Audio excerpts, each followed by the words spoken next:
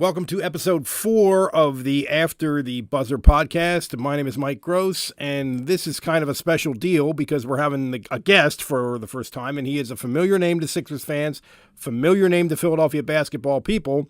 Jimmy Lynam, former coach of the Sixers, former coach of St. Joseph's University, and current studio analyst for the Sixers television network. Now, we talked to Jimmy on Friday, the day before the NBA playoffs started, just to give you kind of a time reference, but this is a really good in-depth take on the Sixers and the NBA playoffs in general. Without any further ado, here's Jimmy Lynam. And he is currently updating his resume because he's the first guest in After the Buzzer history. Jimmy, thank you very much for doing this with us. My pleasure, fellas. Joel Embiid, now questionable. Obviously, that's a big game changer for the matchup with the Nets. But how do you look at that matchup, even if they have Embiid? Because the Nets have proven to be kind of a tough team for them to play against. Well, yes, I would agree that the Nets have given the Sixers, a little competition. But in terms of affecting the matchup, I think it's pivotal. And that Joel Embiid is the one player that really the Nets have no one to guard. I really thought that if Embiid were anywhere near full health, that he'd have the opportunity to really dominate in this series. I'm talking in that 30 to 40 point range. Yeah, when sure. When foul trouble, they simply don't have a matchup for him. Let's talk a little bit about the Sixers' problems with pick and roll, defending the pick and roll, which is such an integral part of the NBA game now. Can you see a way around that? Can you see a way that they can get better than that? Can you see a way that Brett Brown can kind of mitigate that? Because obviously they're going to see a million pick and rolls when they play New Jersey. Yes. I'll address your question, but I want to make a statement first that the Sixers are not unique in having difficulty defending the pick and roll. Right. The pick and roll is the play of choice. I'm not exaggerating when I use these numbers. In fact, I actually am going to do this in the next game that I'm going to watch start to finish. I'm going to count the number of pick and rolls. I know I'm on safe ground when I tell you that the average team in the NBA is going to run in excess of 100 pick and rolls in a game. That's how frequently they do it. Wow. Now they don't do it because the coach likes the way it looks. They don't do it because players whimsically feeling like doing it. They do it because they know it's effective. You will have trouble guarding it, period. End of conversation. So that this have difficulty, as do other teams in the NBA. So that's number one. Right. Number two, one of the things that the pick and roll does, it frees people up for three-point shots. Why? Because when two people run the pick and roll, you can't guard it with two. If you opt to guard it, you must involve the third person. And obviously now do the math, that puts the defensive team scrambling about to get the other perimeter people, because there's only two to guard three. Sure. Sixers, they choose, because of the danger and the impact of three-point shooting, they choose to stack their defense in favor of guarding the three line. They happen to be the third best three-point defense in the NBA, do the Sixers. Right. And what happens then, as a result, when you're at a game or you're watching on TV, and you'll see, let's say, the big guy that slip to the basketball, pick and roll, and maybe they throw him a high lob, and there's nobody there. He just dumps the ball. Or if the ball handler, like a D'Angelo Russell for the Nets, comes off, and the big guy doesn't quite come over to help because he's afraid of the guy going to the rim, you'll see Russell maybe drive by and either get a layup or he may get a dunk. So that's why the appearance of, quote, bad pick and roll defense. I'm not saying that it's real good pick and roll defense, but it's a choice that the Sixers make. And I'm going to have one last thing.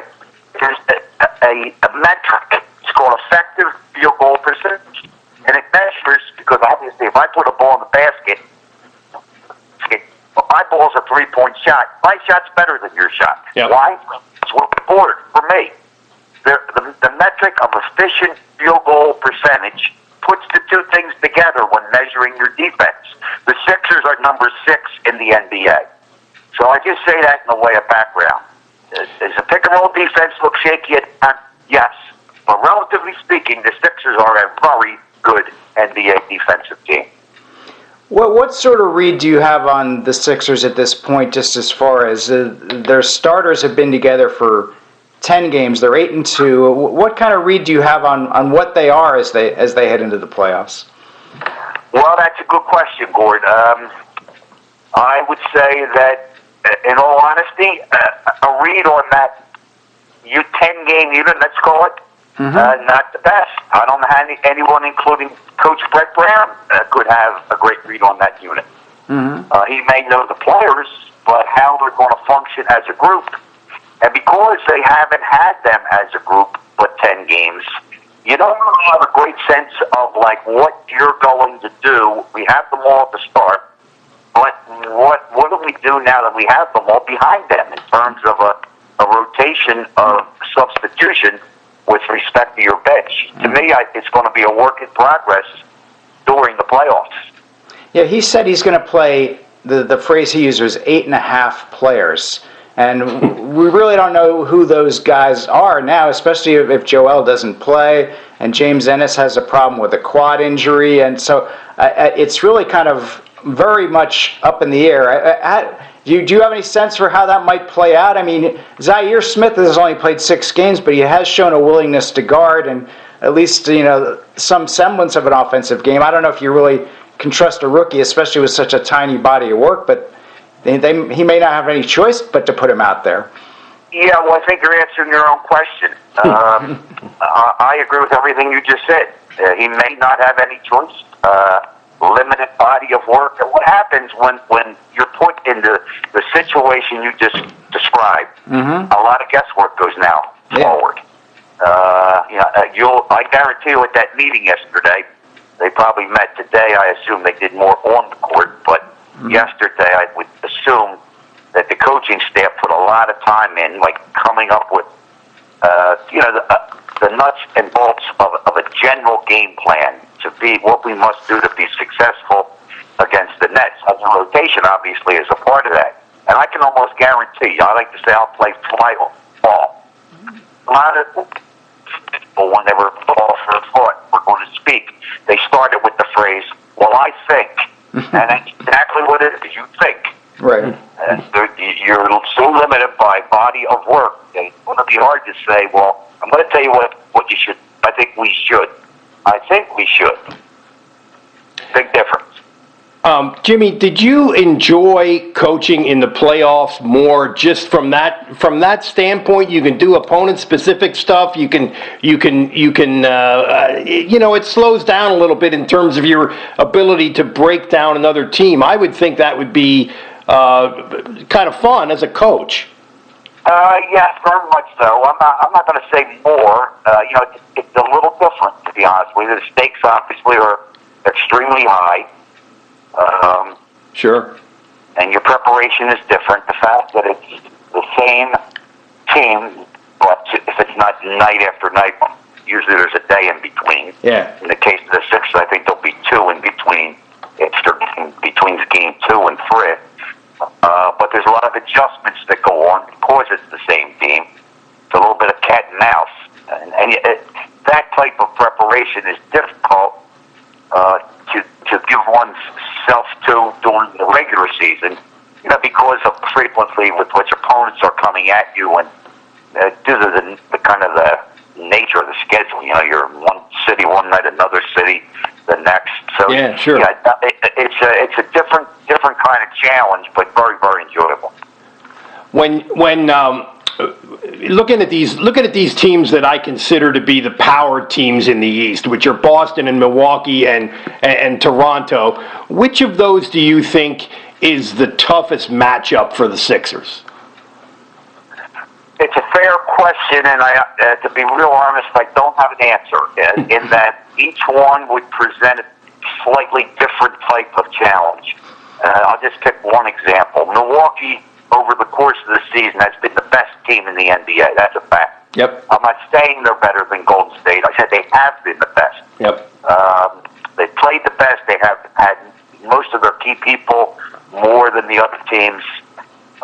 Does that mean they'll be the best in the playoffs? I'm not saying that. But I will say this, that the Sixers will not, among those teams, they won't face anybody like Giannis Antetokounmpo. Yep. He's simply like such a unique talent that face other, great players. Sure, Kawhi Leonard, for instance, is a tremendous, and I use the word tremendous, two-way wing talent, meaning offensive and defensive, cause a lot of problems for Ben. But each of those teams you mentioned brings something slightly different to the table. And rather than focus, what the Sixers will do if they're fortunate to get by the first round and play one of those teams in the second, yes, they'll address what we need to do, but they'll focus more on themselves. Because what it will do if they're going to make a deep run is how well they play.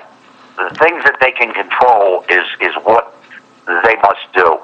Like to your initial question, their pick and roll defense is going to have to be reasonably good to beat any one of those teams. Maybe to beat the New Jersey Nets would also be my guess. And they'll have to make some decisions along that line. They'll have to do some different things, in my opinion. I think if they try to guard pick and roll against anybody, including New Jersey, I say New Jersey, I mean Brooklyn, the Brooklyn Nets, you're going to have a couple of different looks because teams run it so well, and schematically it's so good. Jim, this is something Elton Brand said the other day, and something Josh Harris has said throughout the season, that getting as far as the Sixers got last year isn't good enough. How do you interpret that as in terms of how hot Brett Brown's seat is at this point? Yeah, again, it's speculative. I have no idea. Mm-hmm. Sure, we want to. You're right, and I want to hit the lottery next month. Sometimes I like to be a little flip. You prepare your team, and then you do the best you can. And the Josh and Elton, their job once it's all over is to evaluate. Mm-hmm. I would simply maybe throw out that I think it's reasonable that if Joel Embiid, the linchpin and central figure of your team at both ends of the court, if this guy's going to be impaired to a significant degree in the playoffs, then I think what would be fair and reasonable expectations have to be scaled back a bit. Right. Sure. Yeah. I wonder, this is a bit off the beaten path, but you coached for several years in college, notably at St. Joe's when you beat DePaul in the 81 NCAA tournament. What is the challenge of coaching in college as opposed to coaching in the NBA? How are they similar and how are they different? Well, it's been a long time, obviously. In 1981, that was the last I coached in college. Right. I would say that the nature of the college game has changed. Right. The recruiting is a huge part of success in college. You must recruit successfully relative to the level on which you play. And I think that today, in today's game, the AAU format offers the college coaches the opportunity to see, let's say, a high percent of the talent, of the young high school talent. Right. In certain venues throughout the year.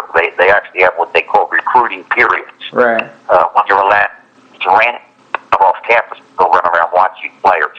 It's a designated time frame when college coaches go out and evaluate players. So that's changed.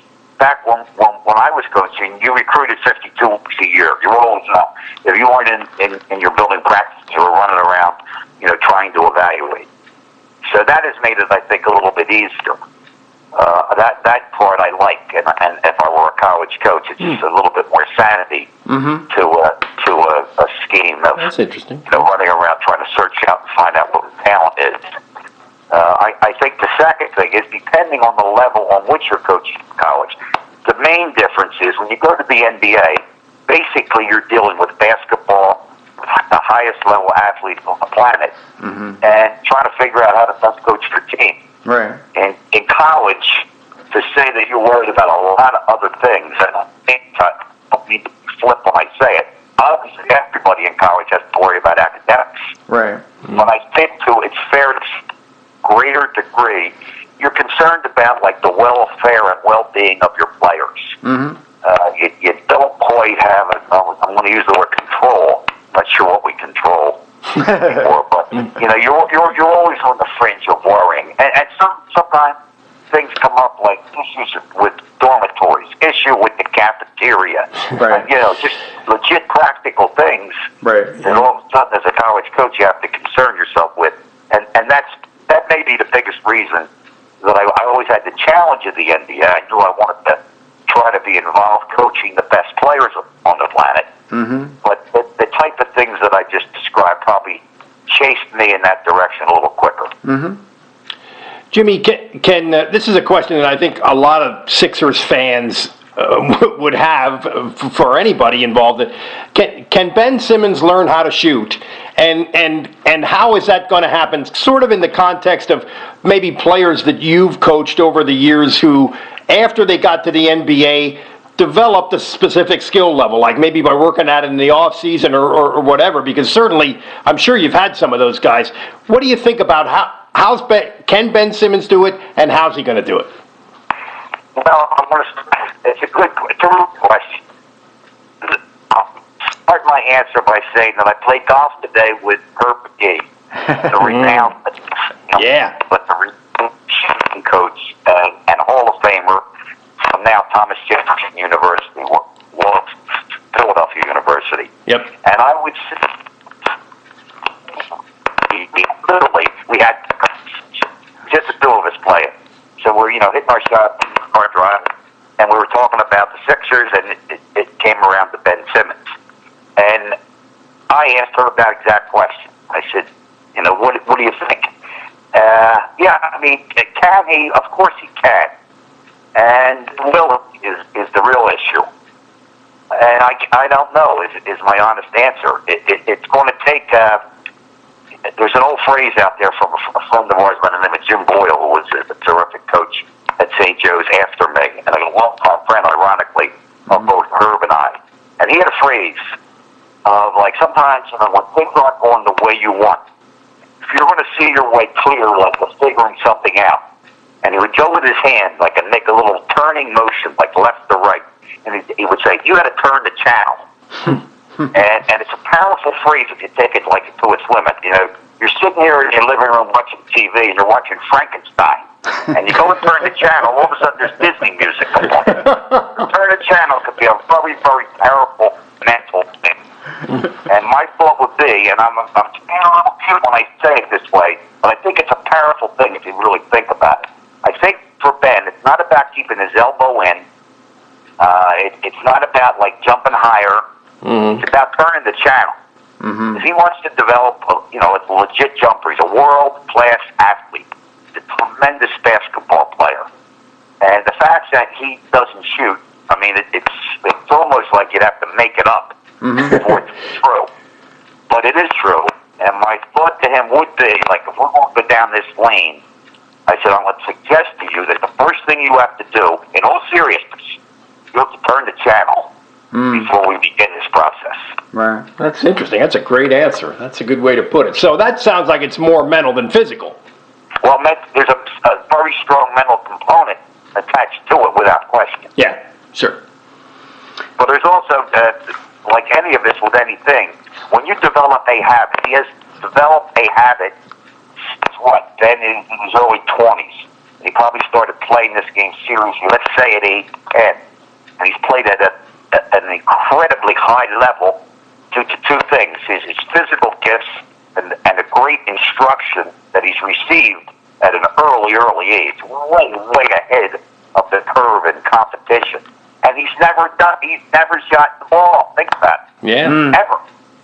So now all of a sudden, you're asking a guy that's been literally among the best on a basketball court any time he's ever played. Usually the best. Now you're saying, guess what? This isn't working. His I call it your inner wheel. His inner wheel has got to say to himself, like, Are you serious? Not working. Come on. Yeah. So you see what I'm saying? When I do, say, yeah. You know, different approaches needed. Well, Jim, we really appreciate your time and your insights as always. So thanks so much for coming on with us.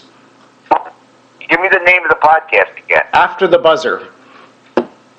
What is the buzzer? After the Buzzer. After the buzzer. Great name. Thanks, man. Appreciate it. All right, guys. Thanks very much. My pleasure. Take care. Be well. All right, good. Take care. I love the Simmons answer, right? Yes. Yeah, I mean that's Jim though. He's very analytical. He's got a math background, and he's going to give you the deep insight that you would hope for and expect. So that was really enjoyable to listen to him and get his take on everything. I do think he's going to have to put the elbow in though. I don't think there's any way around that. You can turn a lot of channels, but he's going to have to bring the elbow in. So, what did we learn? What have we learned? Well, another thing he said that I thought was really interesting was that pick and roll defense, while that's obviously an issue for the Sixers, maybe the fact that they defend the three as well as they do is sort of a counteracting, and maybe even not a conscious decision, or maybe it is a conscious decision. I think to some point it is. Yeah, that's kind of interesting. But on the other hand, though, they have not been one of the 10 best teams in the league this year defensively, and last year they were. Yeah, last year they were third in defensive efficiency. This year they were 15th.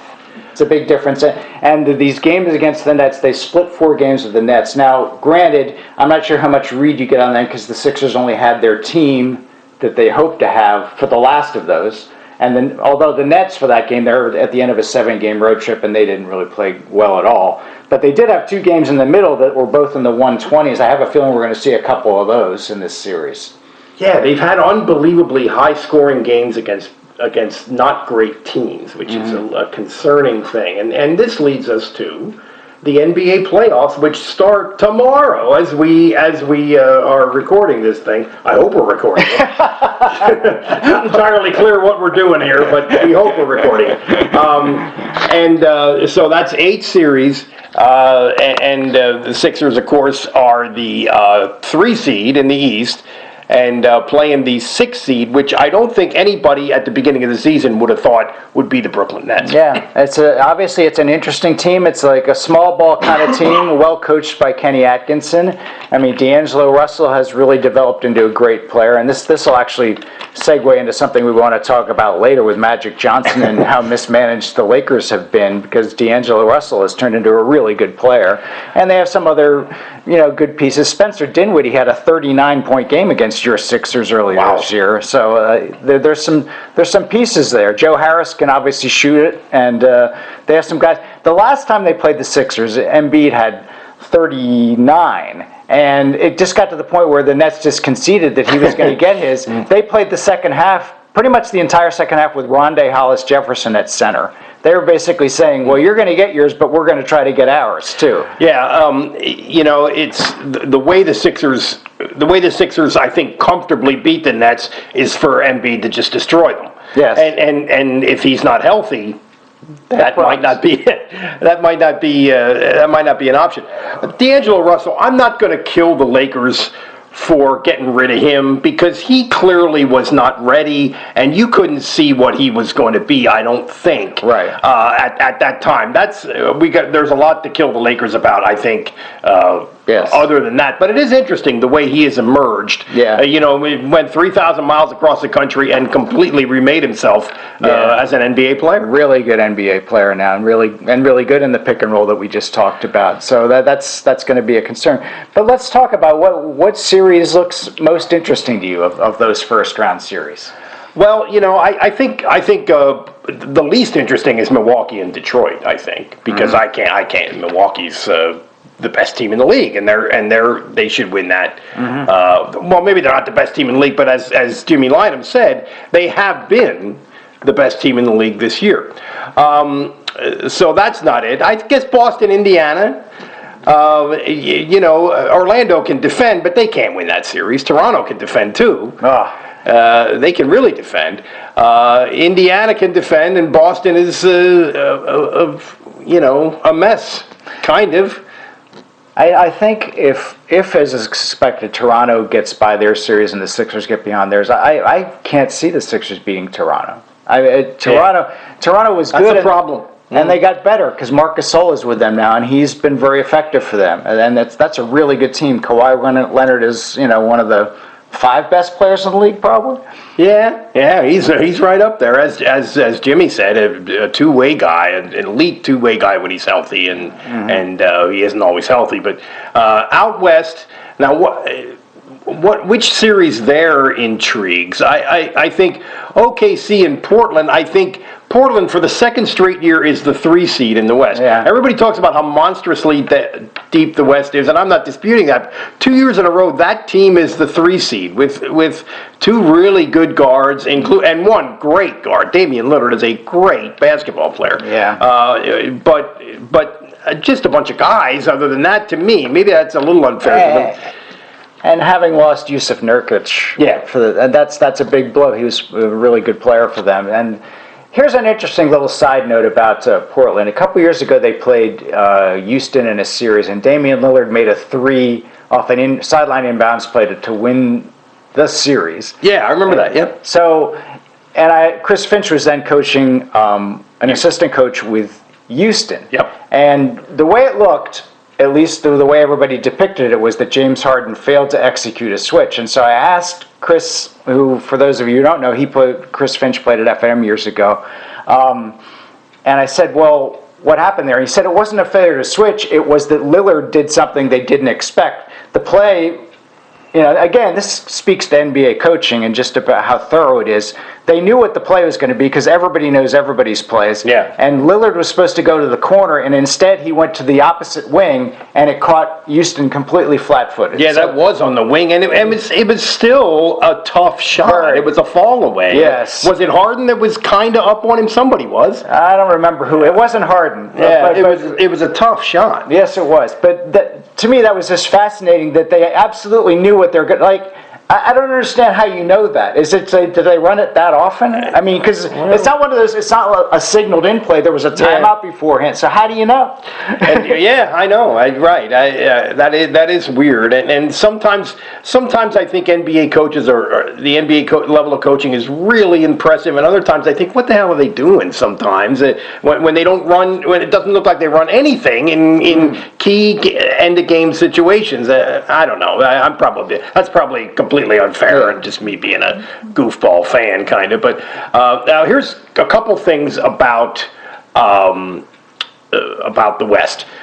James Harden has been one of the toughest to guard players in the history of the NBA this year. Right. It's just amazing, and he has complete autonomy, complete control of their offense. And in the past, he has had a little bit of this Peyton Manning syndrome in the playoffs. I think that's fair to say. That's probably unfair to Peyton Manning too, but that's how we roll here on After the Buzzer. So now that people have a chance to really be opponent specific, like we've been talking about with these playoffs, or these best of 7 series, how are people going to try to defend him or try to concede his points and defend everybody else? That's the other thing. Right. And also, to what extent is it going to impact his legacy if he again doesn't perform quite at the level that he's been during the playoffs? Yeah, there are those who forget last year that Golden State was on the ropes against Houston. They're down 3-2, but then Chris Paul got hurt, and that swung the series. And then in Game 7, Houston somehow missed 27 straight three-point shots. That's hard to do in an empty gym if you're hard to do with talent of like that. But that's how it went down. And I think part of it is Harden gets so worn down because his usage rate is so high, and he's asked to do so much. And against really good teams like these who are so locked in. But it seems like, for the most part, opponents make this decision against the Rockets that they are going to hug up on the shooters and concede to a certain degree what Harden is going to do. It doesn't seem like he gets doubled all that often.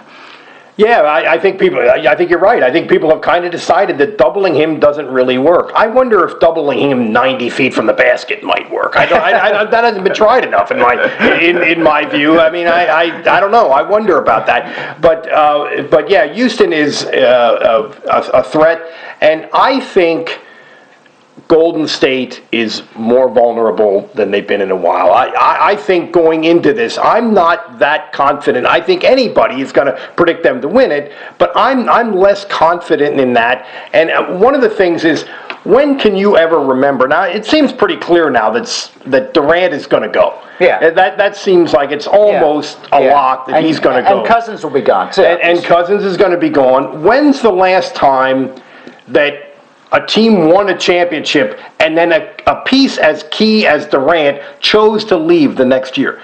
Has that ever happened? I can't imagine. I can't imagine it. Not in the NBA that I can think of. Yeah. I mean, it's like the only thing I can even remotely compare it to is some of those Florida Marlins teams that got completely taken apart. That's a whole different. That is way different. But you're right. That was an let's go all in kind of thing, and I think they were pretty lucky that it worked out as well as it. But anyway, But your point is a good one. I was reading something about Golden State, I think yesterday, about how over this run, I guess it's 5 years now, they've virtually played an extra season, 83 playoff games. Yeah. So that's got to take it. They've got some guys who are up there, Sean Livingston, Andre Iguodala, and they've had some internal strife this year. Now that said, here at the end of the season, I think they've kind of said, okay, let's be who we are. Yeah, they have, and the other thing about is the element of Cousins is such an interesting, because when I watch them lately, it feels like they're working him in well. Yeah. But still, like the advanced metrics with him on the court and off the court are not that positive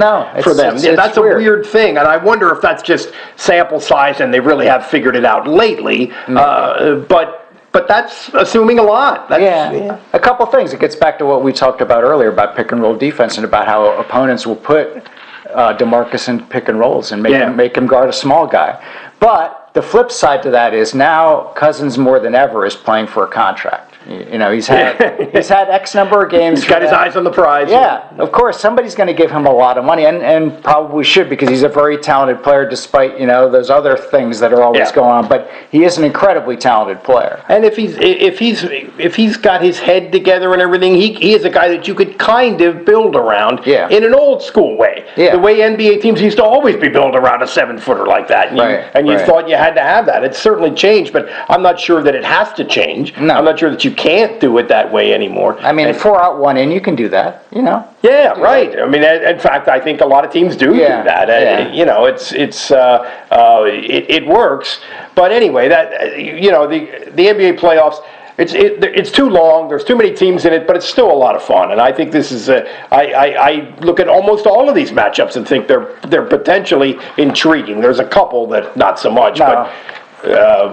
Generally, I'm looking forward to it. I kind of have my eye on, I know we talked about this beforehand where you like Denver, but I kind of have my eye on San Antonio as a 7 seed, kind of a dangerous 7 seed. I mean, LaMarcus Aldridge and DeMar DeRozan have both had really good years. Yeah, they have had good years, and that team shoots the ball really well. Mm-hmm. That team is like I've used this analogy before, where it's almost like putting in golf. You can kind of get outplayed in some ways, and shooting erases a lot of mistakes, and they could easily win that series. I think that would be interesting. So we'll see how that plays out. But anyway, we want to segue into Magic and his misadventure, his departure. How this is something I probably should have asked Jim about, just the rigors of being a general manager in the NBA and just what a day-to-day grind that is, and how Magic apparently just didn't have the stomach for it. And this is something we've talked about, away from our podcast, just about how players like Magic who work so hard to be great don't apply that same work ethic to being great at whatever comes next. And I would argue that Jeannie Buss should have known that this guy who's got 100 irons in the fire, he's like co-owns the Los Angeles Dodgers, loves being Magic Johnson, and being Magic Johnson does not have a whole lot to do with grinding away, watching film, and having every player in the league on a grease board in your office, and going to Greece to scout or something like that. I mean, that's what it is. This idea that I think I think that one of the sort of core mistakes that the Lakers have made is, well, let's just get the Laker family back together, and the Laker family will figure it out. No. Haven't they tried that already? They had Kurt Rambis back through there. They've had some others back through, and it really hasn't worked out for them. So. And the other guy is Rob Pelinka, who he and Magic were kind of GMs, I guess. So now, what's Pelinka's role going to be? Is he going to be that guy who grinds it out and it's I don't want to say it's not like guys like us, but the kind of guys who run NBA teams now are basketball geeks who just can sit in a room and do this stuff. Grinding it out, and that was never going to be Magic Johnson. No, Magic wanted to be Magic. He just wanted to be the stuff, and you can't blame him for that. No, it's a pretty good life. I'm a fan of Magic Johnson. He's one of the best, probably one of the 5, I would say, best basketball players who ever lived, and seems like he's had an amazing life. Yeah, and he's seems like a good guy, but this was not a good idea. A side note, I think Rob Pelinka, if his next career move should be as a stand-in for Rob Lowe. They kind of look like the same person. Yeah, there's money in stand-in for Rob Lowe, I would think. Yeah, I would think. So, I mean, they fired Luke Walton today. He's no longer the coach of that operation. It's funny. It sort of seemed like it was sort of did he survive a power struggle, and then with this whole Magic thing, and then 2 days later he's out the door. So what happens next there? Apparently he is in the running for Sacramento job, which is because they just fired their coach Dave Yerger, which another name attached to the Sacramento job is Monty Williams, the Sixers assistant, who's been a head coach before in New Orleans. So it'll be interesting to see how that works out. But I would think if Luke is going to walk out of that job, he has a pretty good idea of where he's going to land. Yeah, right. And also, Sacramento is not a bad gig going forward. No. De'Aaron Fox really had a breakout year this year. Buddy Hield. Our boy Dave Jones's favorite, Buddy Hield. Yeah, so they have... there's a rough outline of a team there, and it's been a while since they could say that. And they faded down the stretch, but for a while there, it looked like they were going to make the playoffs. You could see how they're. And again, a team that was hard for the Sixers to play against. Yes, they struggled with that too. Well, it's a part of it is the Sixers are an enormous team. I mean, their shortest starter is J.J. Redick is like 6'4". Good size. Yes, so now they're faced with these little guards like the De'Aaron Foxes and fill in the blank. Look what Trae Young did to him. Kemba Walker had a 60-point game against him. So I guess the good thing, if you want to put it that way, is that in the East, the only one of those guys they could potentially face is Kyrie Irving.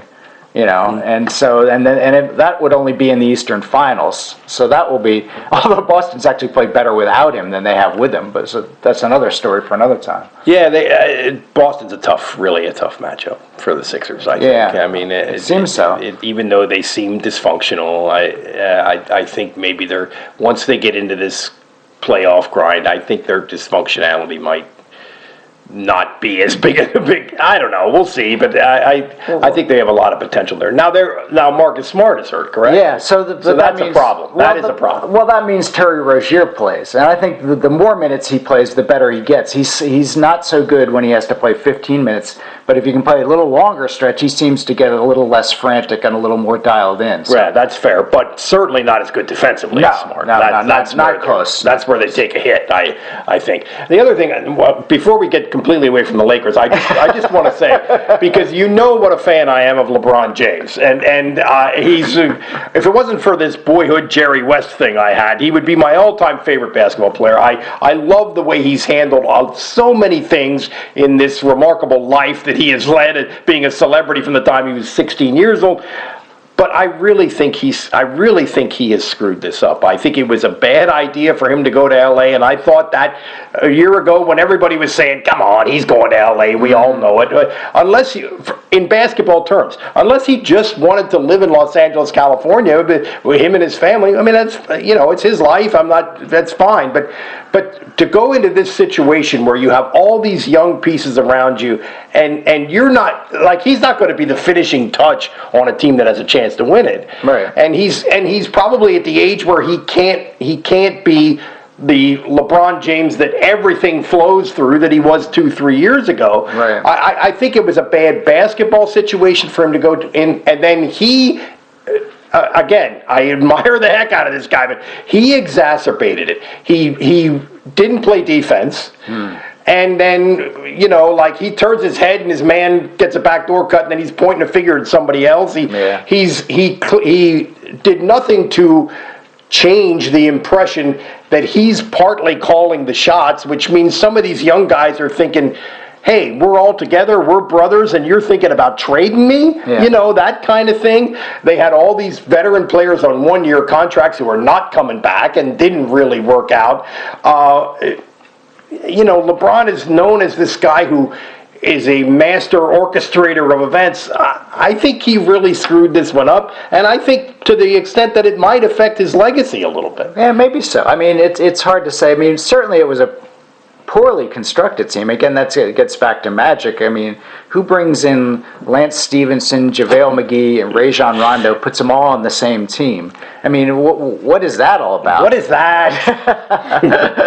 Yeah, that's right. That's right. And also, like, Lance Stevenson is a goofball. It's probably hard to get through to him. Rajon Rondo thinks he's better and smarter than LeBron. Right.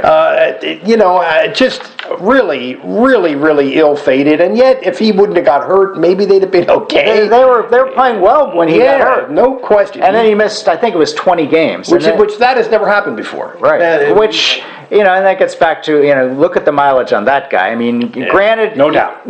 Granted, he's quite the specimen, but I mean, everybody has an expiration date. And he's got a lot of miles on him. Yeah, everybody, that's right. Everybody has it. We're living proof of that. Bada boom. But yeah, I mean, I'm disappointed in LeBron. Again, as a big fan, I'm disappointed in the way that he has handled this. And I think they thought they thought that Paul George was going to crawl there on his hands and knees. No, which ought to tell you something. Yeah. And then I think they thought that it's almost like they thought, well, let's get on the phone with New Orleans. They'll give us Anthony Davis. They'll just send him out here, right? Apparently not. Sort of this hubris thing that's going on with the Lakers. Yes. I think that is another thing about it that is kind of it's not disappointing because I'm not a fan of the Lakers, but it's really creating their own demise, and they're a mess right now. Yeah, they really are a mess. Now, it might happen that they get free agents and it all turns around next year, but I don't think you rely on that. Yeah, so note to self, I will call the Lakers this week to see if we can get LeBron on for the rebuttal to Mike Gross being disappointed in himself. Stay tuned for next week's After the Buzzer. That's right. I'm sure LeBron will be crushed by that news. And I'm sure he's going on to YouTube to check us out every week, too. Who wouldn't? All right, we covered a lot of ground. Do we have anything further to discuss, big guy? The blue-white game? The blue-white game is tomorrow. Penn State's annual intra-squad scrimmage, which is even less meaningful than it used to be because James Franklin doesn't really, he takes it even less seriously than Joe Paterno used to. So we'll be up there in Happy Valley, and there are some young players on Penn State that I think I'm kind of looking forward to seeing what they can do who really have not had their moment yet. There are a few of those. Right. Well, KJ Hamler, you said you had spoke with him the other day. I did, right? yeah. I did that for a magazine story. Now, he has been he was featured last year pretty extensively, and he will be. He will be again. Good kid, really explosive. I forgot he got knocked out cold during the Ohio State game. He was talking about that, and I forgot about it. I remember it now, but he's such a little dude. He said he did a little guy. but he's a hard worker. Smart as a whip. But he's a tough kid, so he takes a lot of shots. And he's such a slightly built kid that he can kind of be arm tackled, It looks like he's getting clotheslined almost when he... but he is an explosive player. But they have other guys. This running back, Journey Brown, I think is going to get a chance to run around and do some things tomorrow. Justin Shorter, the wide receiver. Eager to see him. Yeah, I'm eager to see him too. I think had a little bit of trouble figuring it out, plus some nagging injuries last year. This is a kid who was a 5-star recruit who a lot of people thought was the best receiver in the country in his high school class. Really didn't get any traction last year as a true freshman, but I think we're going to see him run around a little bit tomorrow. So, there's that. You can't draw a lot of conclusions from the blue-white game, but we'll be watching and see what happens, and maybe somebody will get the fans fired up there in Happy Valley. I still have in the back of my mind the video of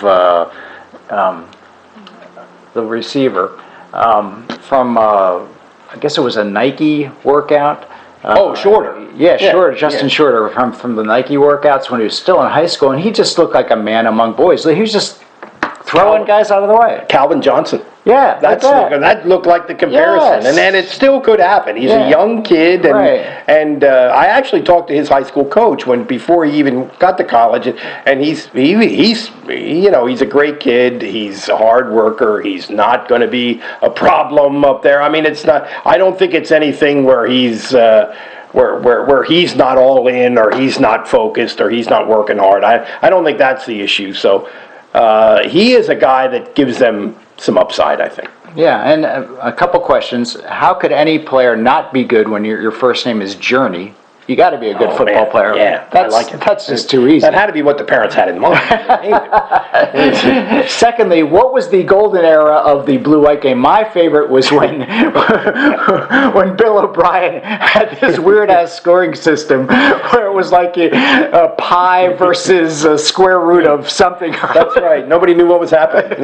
It was such an odd buzz to the crowd in that game because nobody knew what was happening. It was like let me get out my slide rule and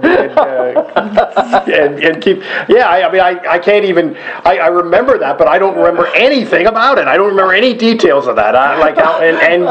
We're sitting there literally not knowing what's happening. Bill O'Brien, God love him, he was a great guy, and I think he's a hell of a football coach. But that was not one of his genius decisions. Yeah, no patience. The only person who understood the scoring system was Steve Jones. He was the only one. Oh yes, clearly that's. Yeah, right.